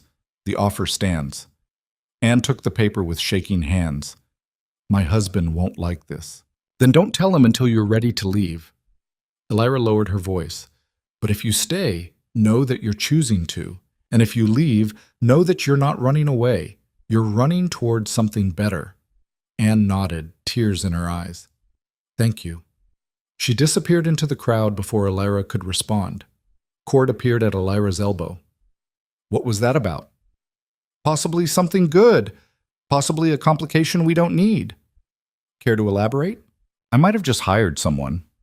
Without talking to me first? Elira raised an eyebrow. You hired 4 construction workers without asking my opinion. That's different. How? Cord opened his mouth, then closed it. Fair point. Who'd you hire? A woman named Anne. She's in a bad situation. I offered her a way out. Is she qualified? For what? Cooking? Cleaning? Dealing with travelers? Elira crossed her arms. Are any of us qualified for what we're doing? We're making it up as we go. Cord looked at her for a long moment. Then he smiled. You're right. We are. So you're not angry? Why would I be angry? You made a business decision. Your name's on the deed same as mine. Something in Elira's chest loosened. I keep waiting for you to take that back. To decide this equal partnership thing isn't working. It's working fine. Better than fine, actually. Cord picked up the supply list. We should get back. Lots of work before opening day. They loaded the wagon and headed out of town. Elira looked back once, wondering if Anne would actually show up. Wondering if she'd just made things better or worse. She guessed she'd find out soon enough. Wren and Hale opened on a Thursday in mid-July. The weather was clear, the building was as ready as it was going to be, and Elira was terrified. What if no one comes, she said for the 3rd time that morning. Then we'll eat a lot of stew, Cord replied, stirring the massive pot of beef and vegetables Elira had prepared. And try again tomorrow.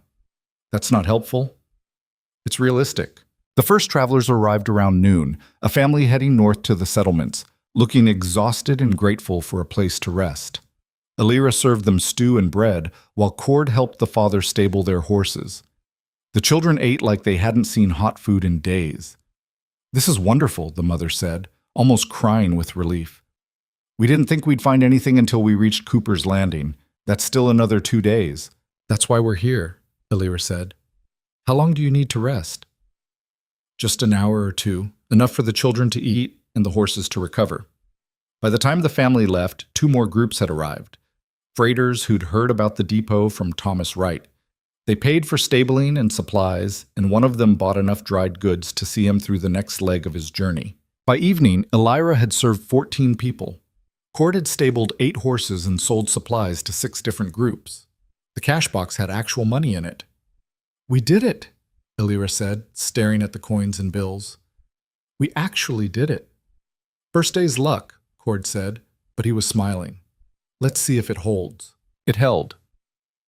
Over the next 2 weeks, Wren and Hale became exactly what they'd hoped, a vital stopping point for travelers on the Northern Pass. Word spread quickly.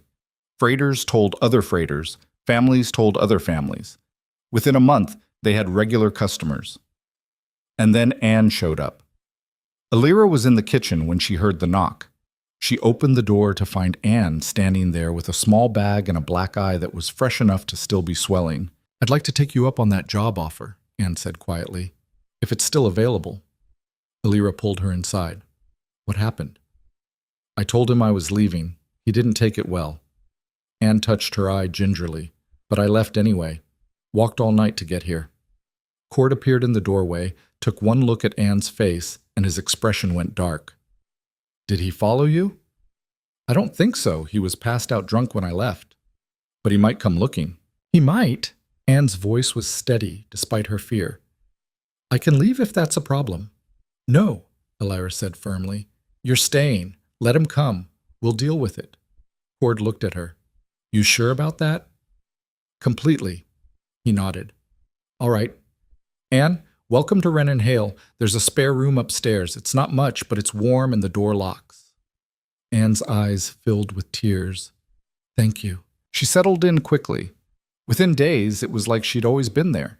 She could cook better than Elira, which meant the food improved immediately. She was good with the travelers, friendly but not overly familiar, and she worked harder than anyone Elira had ever seen, like she was trying to prove she deserved to be there. She doesn't have to prove anything, Elira told Cord one night. Tell her that. She might listen to you. She doesn't listen to anyone, just works herself to exhaustion every day. Sound like anyone you know? Elira threw a dish rag at him. That's different. How? I'm building something. She's running from something. Maybe those aren't as different as you think. Cord caught the dish rag and tossed it back. You were running too at first, from what your father did, from what the town thought of you. You just happened to run toward something worth building. Elira considered this. You're annoyingly insightful sometimes. Only sometimes? Don't push your luck. Anne's husband showed up 3 weeks after she arrived. Elira was serving lunch to a group of miners when a man burst through the door, drunk, angry, and looking for his wife. Where is she? He demanded. Where's Anne? Elira set down the plate she was holding. She's not here. Liar. I know she came here. Someone in town told me. He stumbled forward. Anne, get out here. Anne appeared at the top of the stairs. She looked terrified, but stood her ground. I'm not coming with you, David. The hell you're not. You're my wife. That doesn't make me your property. Everything you have is mine. You're mine. Now get down here before I drag you down. Cord emerged from the back room. He didn't say anything, just stood there, arms crossed, blocking the path to the stairs. David looked at him and sneered. This your man? You whoring yourself out already? Watch your mouth, Cord said quietly. Or what? You'll fight me for her? She's not worth it, friend. She's worth more than you'll ever be. David lunged.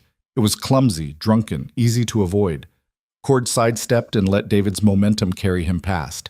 The drunk man crashed into a table, scattering dishes. The miners stood up, ready to intervene. But Cord held up a hand. Leave, he said to David. Now, before this gets worse. I'm not leaving without my wife. She's not your wife anymore, not in any way that matters. The law says, I don't care what the law says, she's staying here. You're leaving. Cord's voice was steel. And if you ever come back, if you ever threaten her again, I'll make sure you regret it. David looked around the room, at Cord, at the miners, at Anne standing at the top of the stairs. He was outnumbered and outmatched, and even drunk. He could see it. Fine, he spat. Keep the worthless bitch. See how long she lasts before she runs again. He staggered out the door, slamming it behind him. The room was silent for a long moment. Then one of the miners spoke up. That fella always such a charmer? It broke the tension. People laughed nervously and went back to their meals. Anne came down the stairs slowly. I'm sorry, I didn't think he'd actually come. It's not your fault, Elira said, and you handled it well, stood up for yourself. I was terrified. Being brave doesn't mean not being scared. It means doing it anyway. Anne looked at Cord. Thank you for... Don't thank me. You're the one who left. That took more courage than anything I did. That night, after the last travelers had left and the depot was quiet, Elira and Cord sat on the porch watching the sunset. You did a good thing today, Elira said, standing up for Anne like that. So did you, giving her a place to go in the first place. We make a pretty good team, don't we? Yeah, we do. Elira looked at him. In the fading light, his profile was sharp and familiar. She'd memorized it over the past months without meaning to, knew the exact angle of his jaw, the way his eyes crinkled when he almost smiled, the set of his shoulders when he was tired. Cord? When you paid off my father's debt, When you married me, what were you really hoping for? He was quiet for a long time. Honestly, I don't know. Someone to talk to, maybe. Someone to share the work. Someone to make this place feel less empty. He turned to look at her. I didn't expect this. What we've built. Who you've become. Who I've become? I'm the same person I always was. No, you're not. And neither am I. He paused. You made me want something more than just not being alone. You made me want to build something that mattered, something that lasted. Elira's throat felt tight. I didn't do that, you did. We did it together. That's the point. They sat in comfortable silence as the stars came out. Somewhere in the valley below, a wolf howled. Another answered, the mountains settling in for the night. I'm glad I stayed, Elira said softly. Me too. And for the first time since that day in the church, Elira meant it completely. The second winter came faster than the first.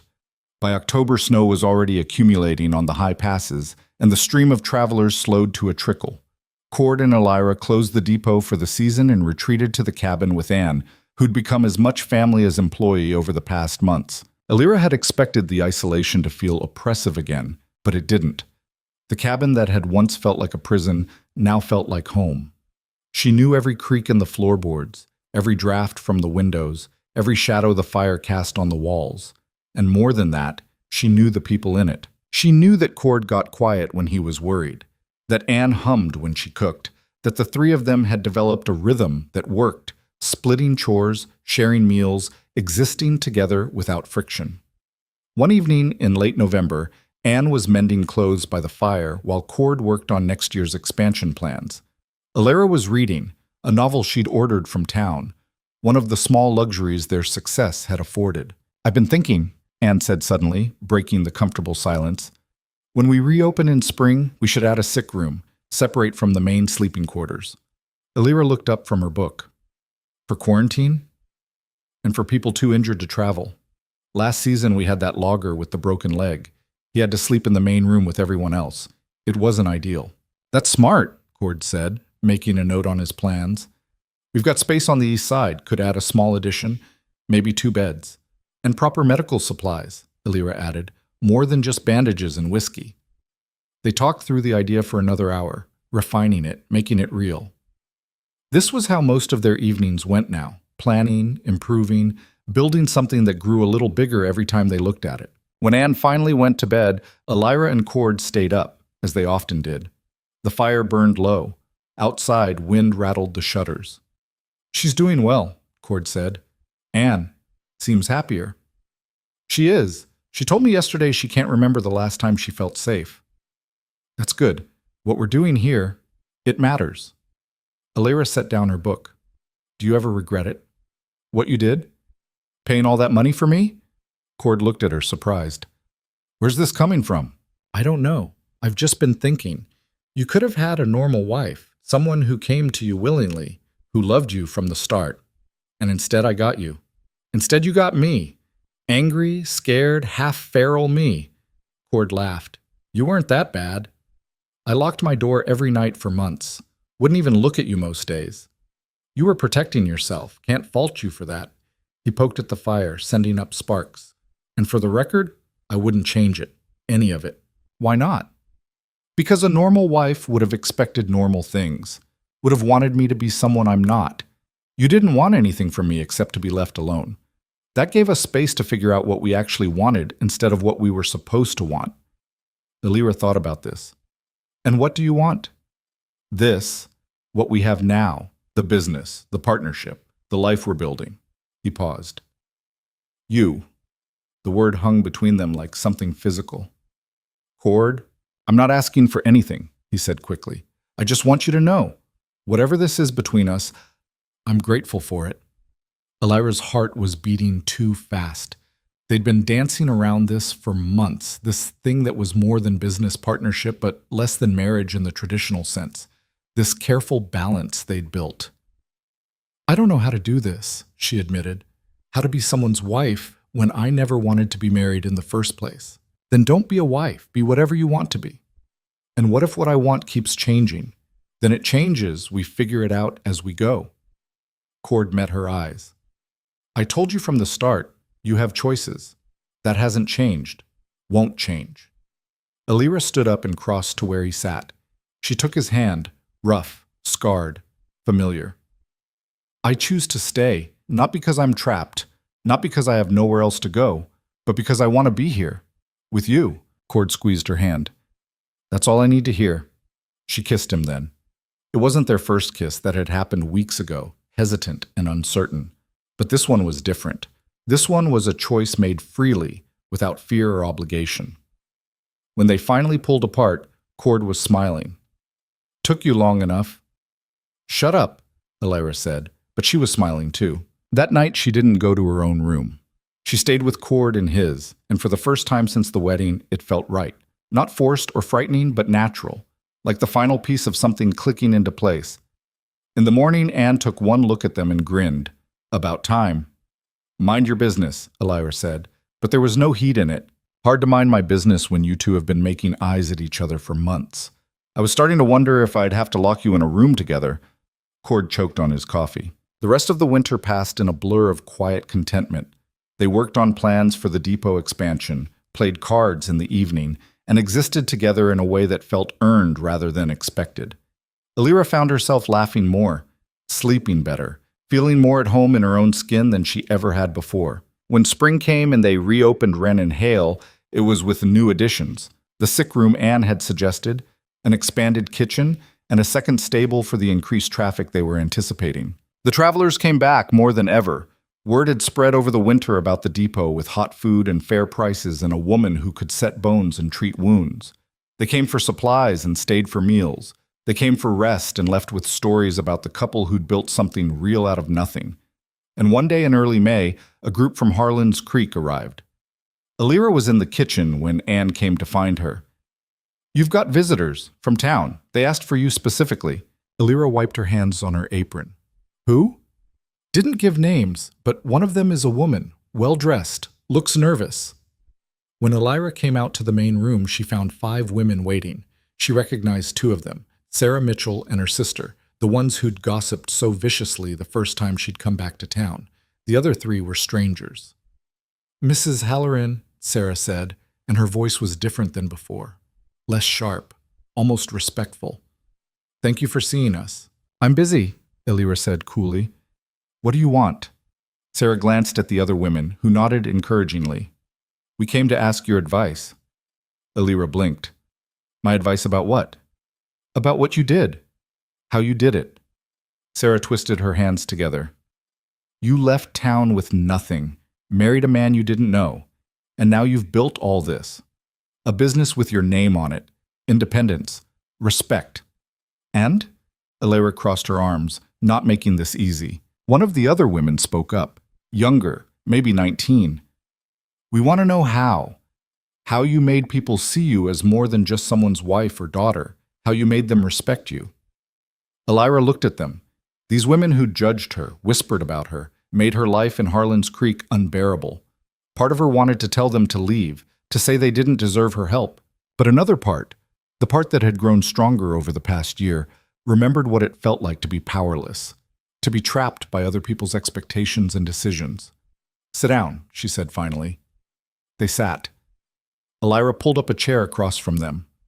First thing you need to understand, she said, is that I didn't do this alone. I had help. I had someone who gave me space to figure out who I was instead of telling me who I should be. Your husband, Sarah said. My partner. There's the difference. Alira leaned forward. He didn't save me. He gave me tools and got out of my way. The building, the choosing, the becoming, that was my work. But how did you start? The young woman asked. When you have nothing, you start with what you have. For me, that was anger and stubbornness and a refusal to be what everyone expected. Alira thought about those early days at the cabin. I worked. I learned. I proved I could survive. And then I proved I could do more than survive. And your husband just let you? He didn't let me do anything. He respected my right to make my own choices. Alira's voice hardened. If you're asking how to get a man to respect you, I can't help you. That's on him. But I can tell you how to respect yourself, how to build something that's yours regardless of what anyone else thinks. Sarah was quiet for a moment. Then, I owe you an apology for what I said last year about you being bought, about your marriage. Yes, you do. I'm sorry. I was cruel. I was. Sarah stopped. I was jealous. Jealous of what? You thought I was property. I thought you'd escaped. Even if it looked ugly from the outside, you'd gotten away from that town, from the expectations, from being stuck. Sarah's voice cracked. I've been married for 8 years. I have everything I'm supposed to want. A home, a husband, security. But I feel like I'm suffocating. Elira looked at the other women. They all had similar expressions, trapped, desperate, hoping for something they couldn't quite name. You want to know the truth? Elira said. The real truth about what I did? They nodded. I stopped waiting for permission. Stopped waiting for someone to give me what I wanted. I took it. Not from anyone else. I didn't steal or manipulate or play games. I just decided that my life belonged to me, and I started living like it. That's easy to say when your husband supports it, one of them muttered. You think this was easy? Elira laughed. You think I just walked up this mountain and everything was fine? I was terrified every single day for months. I didn't trust Cord. Didn't trust that he wouldn't change his mind and decide to be like every other man who thinks he owns his wife. But I worked anyway, built anyway. Because waiting for the fear to go away means waiting forever. She stood up and walked to the window, looking out at the depot, at Wren and Hale with her name on the sign. You want advice? Here it is. Figure out what you're good at. Find one thing you can do better than anyone else expects. Then do it so well they can't ignore you. Save money if you can. Make connections. Build something, even something small, that belongs only to you. She turned back to face them. And if your husband won't support that, if he sees your success as a threat instead of a triumph, then you need to decide what matters more, his ego or your soul. The room was silent. Finally, Sarah stood up. Thank you for being honest with us. Are you going to do anything with it, or just go back to town and keep suffocating? Sarah smiled sadly. I don't know yet, but at least now I know it's possible to choose something different. The women left shortly after. Elira watched them go, wondering if any of them would actually change their lives, or if they'd just go back to being comfortable in their unhappiness. Cord came up beside her. That looked intense. They wanted to know how I did it, how I became this. Elira gestured at herself, at the depot, at everything. What did you tell them? The truth, that it's hard, that it's scary, that it's worth it anyway. Think they'll listen? Maybe, maybe not, but at least they know it's possible now. Elira leaned against him. Sometimes that's enough, just knowing there's another option. That summer was their busiest yet. The depot was packed nearly every day. They had to turn people away some nights because all the beds were full. The money came in faster than they could count it. In August, they hired 2 more workers, a young man named Peter, who could handle the stables, and a woman named Margaret who'd been widowed and needed work. The depot was becoming more than just a business. It was becoming a community. And one evening in September, Elira realized she was late. She didn't say anything to Cord at first, just watched and waited, hoping she was wrong. But when another month passed and she still hadn't bled, she couldn't deny it anymore. She was pregnant. The realization hit her like a physical blow. She'd been so careful, so focused on building the business and maintaining her independence that she hadn't even considered this possibility. A baby would change everything. That night, she told Cord. He went very still. Are you sure? Pretty sure. How do you feel about it? Elira appreciated that he asked, that he didn't immediately start celebrating or making plans or assuming she was happy. I don't know, she admitted. Scared, confused, angry maybe that my body's doing this without my permission. It's not without your permission. We both, I know it takes 2. I'm not blaming you. I'm just, she struggled to find the words. I finally got control of my life. And now this feels like losing control again. Cord took her hand. What do you want to do? I don't know that either. What do you want? I want whatever you want. If you want to have this baby, we'll figure it out. If you don't, there are ways. It's early enough. Elira looked at him, surprised. Most men wouldn't even acknowledge that option, let alone support it. You'd be all right with that? If I chose not to? I'd be sad. I won't lie about that. But it's your body, your choice. And I meant what I said. You always have choices here.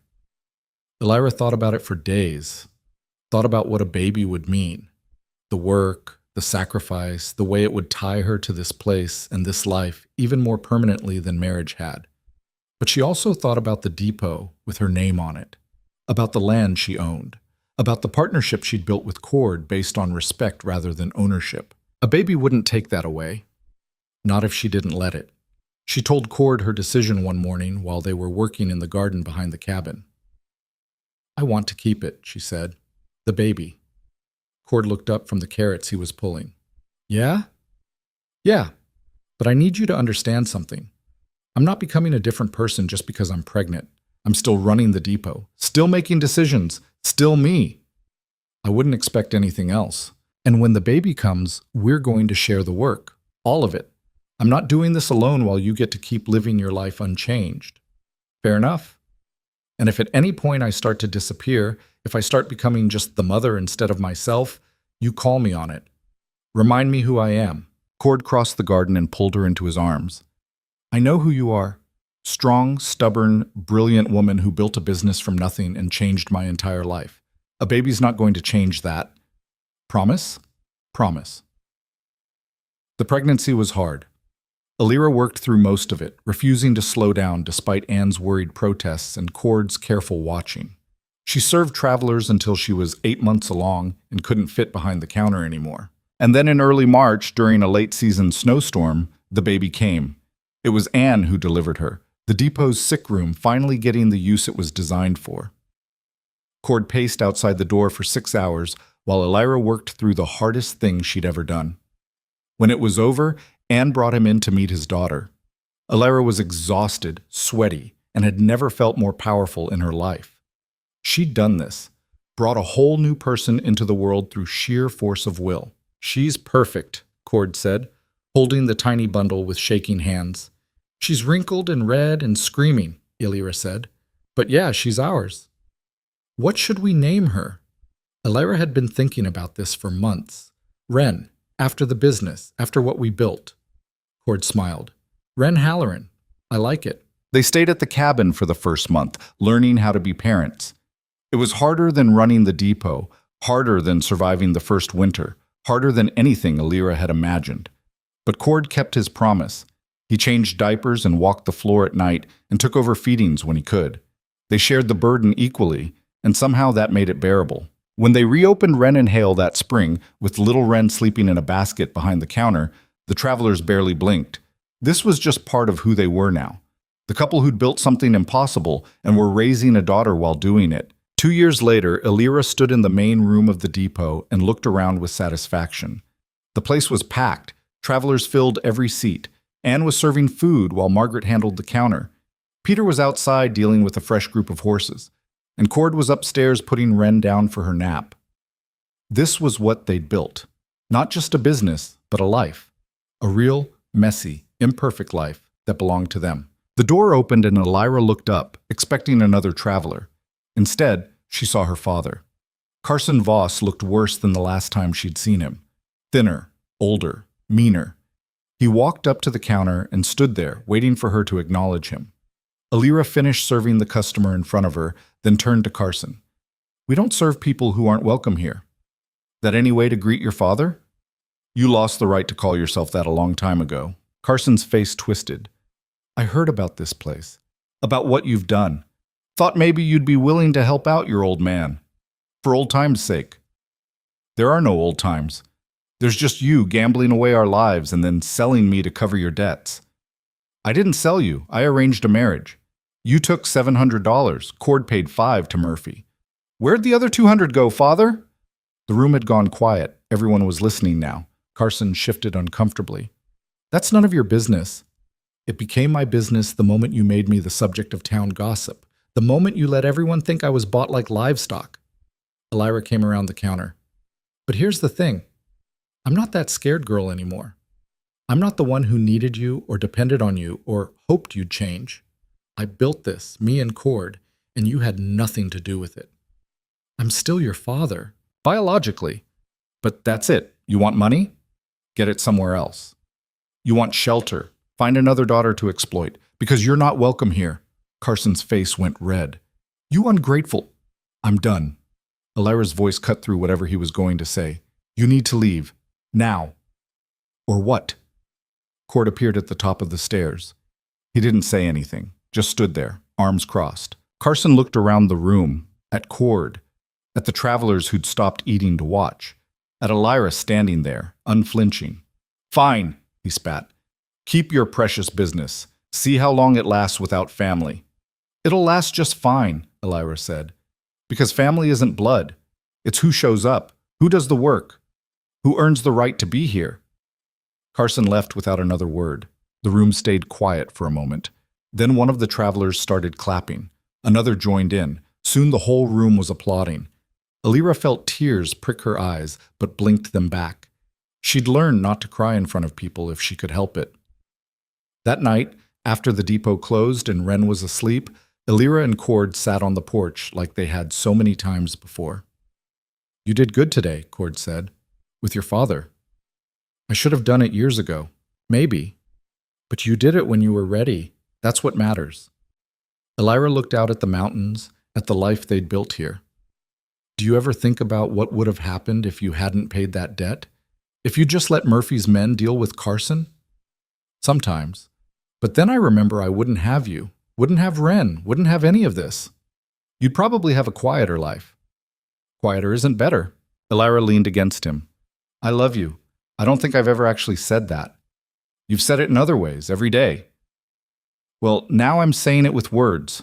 I love you, Cord Halloran, for giving me space to become myself, for never trying to own me, for building this life with me instead of for me. I love you too. Have since you told off your father the first time. Maybe before that. They sat there watching the stars come out, comfortable in the silence, secure in what they'd created. 3 years after that, Wren and Hale had expanded again. They'd added a second building, hired 8 employees, and become the most successful depot on the Northern Pass. Travelers came from hundreds of miles just to stay there, to hear the story of the couple who'd built something from nothing. And when people asked Elira about it, about how she'd done it, about what her secret was, she always gave them the same answer. There's no secret, just work, just choices, just refusing to be less than what you're capable of. Some people understood, some didn't. But that was all right. Elira had learned that she couldn't save everyone, couldn't force people to see their own worth or fight for their own freedom. All she could do was live her life as proof that it was possible, that you could start with nothing and build everything, that you could be sold and still choose yourself, that you could be afraid and still be brave.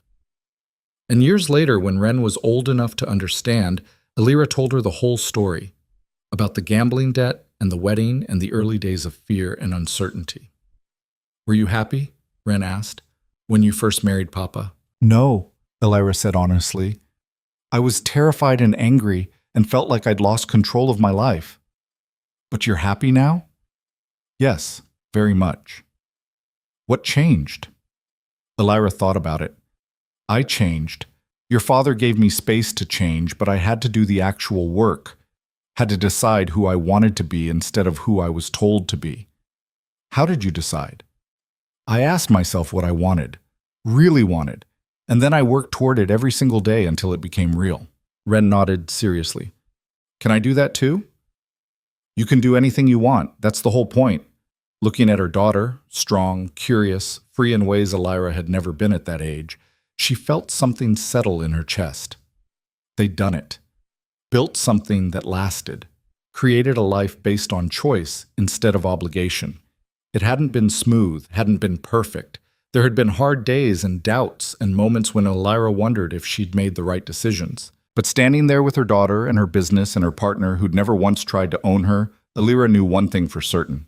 She'd built her own life, claimed her own name, chosen her own path.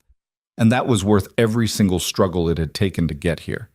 The town still talked about her sometimes, still told the story of the girl who'd been bought and the man who'd paid for her. But they got it wrong. They always did, because Cord hadn't bought her. He'd given her something far more valuable than ownership. He'd given her the space to buy herself back. And in return, she'd given him something equally precious, a life built on respect instead of control. A partnership where both of them could be fully themselves without diminishing the other. That was the real story. Not a tale of rescue or romance, but something more complicated and more honest. A story of two imperfect people building something perfect in its imperfection. Something earned rather than given. Something chosen